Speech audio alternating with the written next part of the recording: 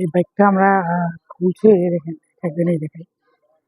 তেলটা মানে এত বর্তমান খারাপ, দেখে আপনাকে দেখছেন কি ওগুলা, মানে যে ময়লাটা আছে না, একবারে গাছ পড়ে গেছে এখানে,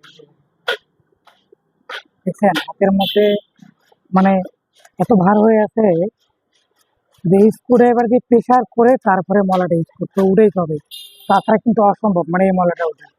আর এখানে যে কার্বনের অবস্থান দেখা যায়, এই যে জেটটা আছে এই জেটটা কিন্তু পরিপূর্ণ জাম হয়ে গেছে, মানে বাইকটা টোটালি যখন টানতেছে, মানে এটা যে বাইক, এটা কোনো বাইক মনে হচ্ছে না।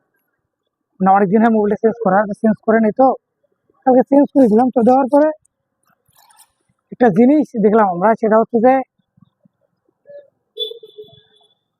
কটকরিটা বন্ধ হচ্ছে না। তো আমি বললাম যে ট্যাঙ্কিটা খুলে দেখি, ট্যাঙ্কির মধ্যে শুধু পানি আর পানি, এইভাবে তো বাইক চালা যাবে না, সেই জন্য উঁচুতে দেখেন কি অবস্থা হচ্ছে।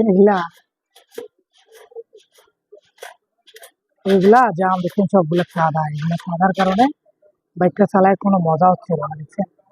এরকম তো আসার কারণে জেট যেগুলো আছে ভিতরে সবগুলো জাম হয়ে গেছে। তখন আমরা এটাকে ক্লিন করে তারপরে সেট আপ করে দেবো। তো আজকে এই পর্যন্ত, সবাই ভালো থাকবেন, আল্লাহ হাফিজ।